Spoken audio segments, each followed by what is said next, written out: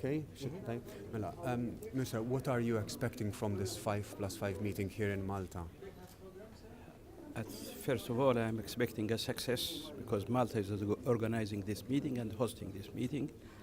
And then I believe it will be a successful meeting for the cooperation and collecting the Mediterranean, West Mediterranean together, both sides of the Mediterranean, these 5 countries from the south and those from north. I think they will do something very good concerning immigration, concerning technical cooperation, cultural cooperation, and all aspects of cooperation. And they will concentrate on maintaining peace and security for the Mediterranean. What does Libya want from Europe, sir? We want them to help us to get rid of what's going on. And I think the most important thing that we maintain our peace again and security, and then we start our big reform. And then we need Europe for this reform. We need a lot of projects, construction projects, maintenance projects. And thanks God that we succeeded to maintain our production of oil. Now we are up again to 1.3 million barrels instead of 150,000 last year. So I think we have the muscles to do that. And if Europe helps Libya, then Libya will cut down the flow of migrants? Of course, we are cutting. You know, we succeeded this 2017 and 2018. We succeeded to cut quite almost 80% of what Italy and Malta is receiving. And we are ready to do that. We need just to be helped on the capacity building, especially when it comes to our coast guards. You know that our coast guard is almost completely damaged by NATO attacks, and we are rebuilding this fleet, and we need to be helped. Our problem that we still a sanction from the Security Council as it comes for military equipment, especially the fatal one. And I think we need it to be helped, and we need the Security Council to give some exceptions for some equipment needed to control the immigration and control our Coast Guard. But as far as Libya is concerned, this is a problem which is in the process of being solved, is that right? Which problem? The migration crisis, as we still call it. It's partially solved. We don't believe that it can be solved only by what Sofia is doing or what our Coast Guard is doing. We need a lot of cooperation in the resource countries. It is development. Nothing can protect those youth looking to the media, and they're targeting to go to Europe. They believe it's better life there, and nothing can cut that without putting efforts together to do some development to create more jobs for the youth. So Europe has to spend big money in Africa. Yes, we are doing. It's not. I mean, we know that it's not the best way to invest in Africa, but we are doing. We are almost investing more than $5 billion in Africa, mainly building 5-star hotels where you can create more than 300 jobs for the families, and you encourage youth not to think about migration. So we have to put efforts together to create more jobs in Africa.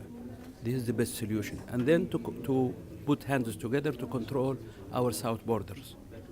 And because of that, we signed a memorandum of understanding with Chad, Niger, and Sudan to do control and surveillance at the southern border to protect them from getting inside Libya. Because once they get in Libya, they are targeting Europe. And I mean, if the security problem in Libya is solved, then we will start reform and development again as we did before, and that will create more jobs for the migrants. We use it to accommodate between 2 million and 2.5 million migrants. They have a chance to work, but nowadays even the Libyans are not finding jobs. So it is development, it is control of our southern border, and it is development at the resource countries. Thanks, Minister. Have a good day. First of all, to have a frank dialogue and discussion about issues that are either of concern, like migration, and we need to discuss the possibilities of working together and understand each other better. but also to plan for our younger generation, the importance of youth, the importance then to have access for education and provide also work. Then we have the issue of sustainable development, which falls under the agenda of the United Nations for 2030, and every country in the world has to basically rise up to the expectations of the Agenda 2030. And that's something else that we are going to discuss and see how we can also cooperate together to basically achieve those goals that are there for all countries, not just those who are developing, but also those countries who are developed, that they still have things to do when it comes to this agenda. To see tackled in this meeting? Well, for the first time in the life of the Foundation, and I think of the European Union, we have a premiere here in Malta, thanks to the Minister.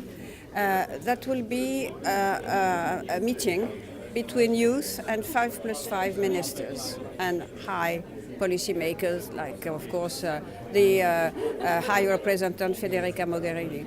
So it will be an occasion to have a dialogue where youngsters we have selected, of course, out of 500, more than 500 applicants.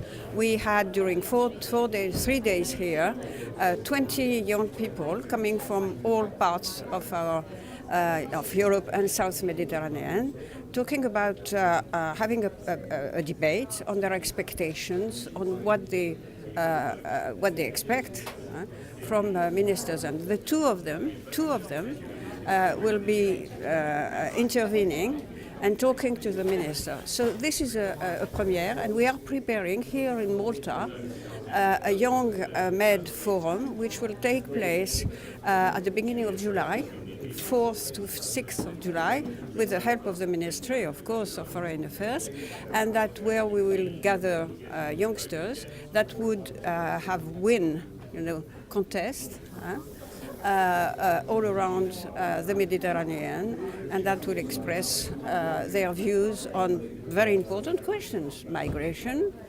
sustainable development, youth inclusion, gender equality, for example.